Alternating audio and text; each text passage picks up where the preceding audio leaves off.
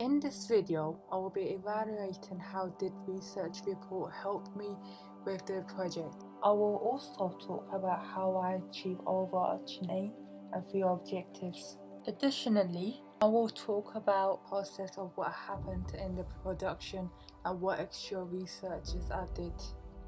When I was researching how to edit the pace and the rhythm, I found out the editors edit the way stories and time is settled.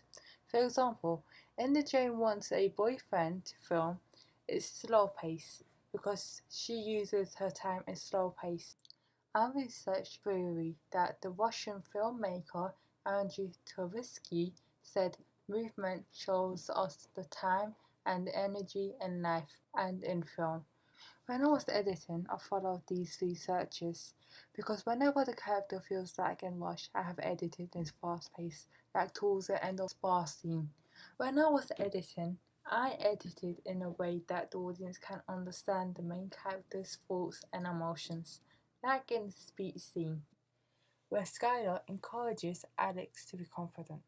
I have edited this scene in slow pace because it was her escape world.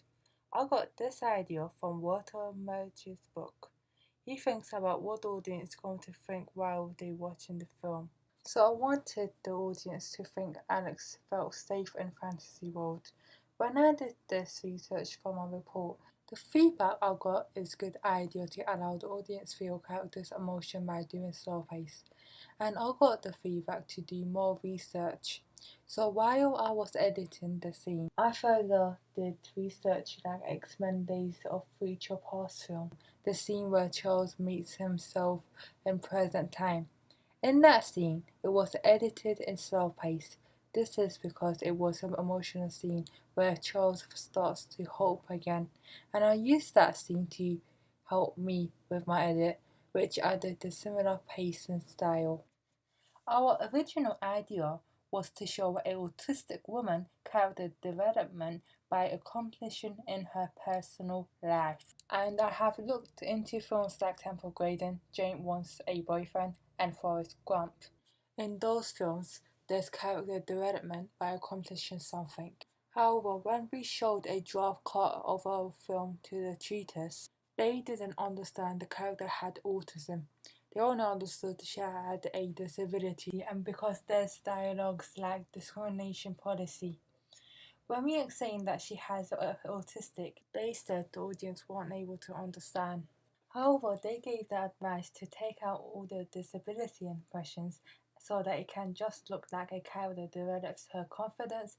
The way I showed character development by showing at the beginning that she's self-doubting, and after showing she has developed her confidence by showing her escaping to the fantasy world and the help from William character. Even though I have researched into these objectives, I have also did extra research during pre-production of how a transition works in reality to fantasy. I have researched into films to understand how has it been done. For example, I've looked into Heavenly Creatures film and The Secret Life of Walter Mitty film. They use close-up shots to transition to the fantasy scene. They also use first sound effect on the reality shot, then soundtrack cut to the fantasy shot. When I researched these, I then contributed to create a shot list for all the other shots from reality to fantasy scene.